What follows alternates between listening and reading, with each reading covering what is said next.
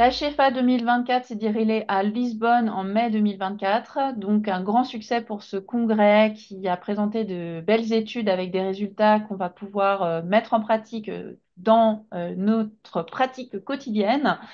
Je vais vous en présenter trois. La première, c'est TeamHF avec un protocole de titration par télémédecine qui permet donc une amélioration de la titration et une amélioration de la fraction d'éjection. Sequoia, donc l'utilisation d'un traitement, l'inhibiteur sélectif de la myosine cardiaque, l'aficamten, qui est positif dans les CMH, et EasyHF, qui permet un protocole de décongestion original guidé par des infirmières pour permettre à nos patients insuffisants cardiaques hospitalisés pour insuffisance cardiaque aiguë d'avoir une amélioration de leur durée.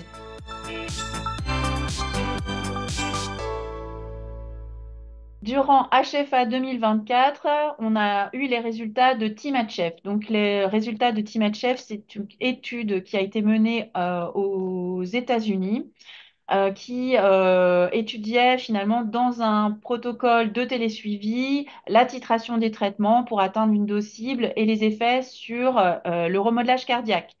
Ils ont inclus 100 patients avec une écho à baseline et une visite en présentiel avec une infirmière ou un pharmacien en sortie d'hospitalisation. Puis, en fait, il y avait une titration qui était réalisée par télémédecine. Et enfin, au bout de 12 semaines, une visite finale avec une échographie cardiaque. Grâce à la titration qui était réalisée par le télésuivi, les patients bénéficiaient de l'augmentation du traitement avec plus de 50% de la dose cible.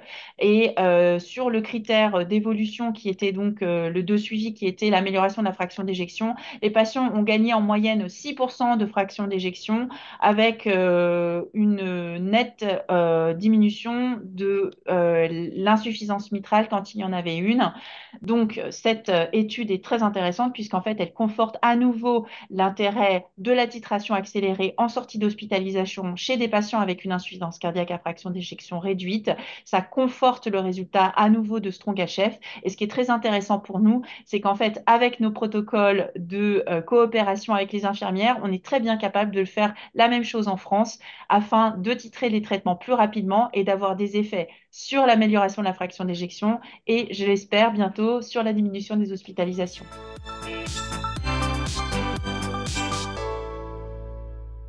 Durant la Shefa 2024, nous ont été présentés les résultats de l'étude Sequoia HCM, qui est un essai de phase 3 multicentrique international qui a étudié l'efficacité de l'aficamten, qui est un inhibiteur cardiaque de la myosine, sélectif de la myosine.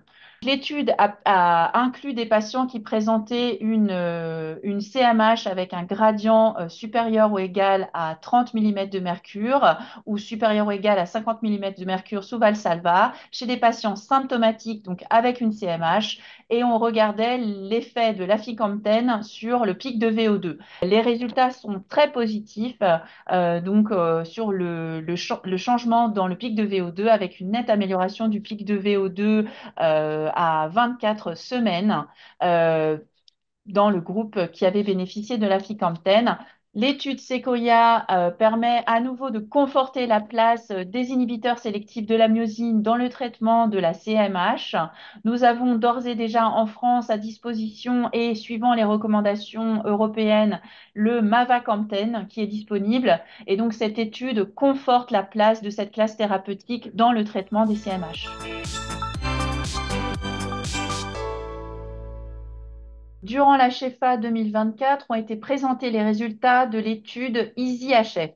C'est une étude qui a été réalisée dans un centre, donc en monocentrique prospective, randomisée en deux bras, chez des patients qui étaient hospitalisés pour insuffisance cardiaque aiguë et chez lesquels on mesurait ou pas et on modifiait ou non, selon le résultat, de la natriurèse, la dose de diurétique. L'originalité de cette étude, c'est que en fait, la mesure de la natriurèse était réalisée par un petit test au lit du patient par une infirmière et si la natriuréthèse était supérieure à 70 millilitres par minute, eh bien, on a adapté le traitement diurétique.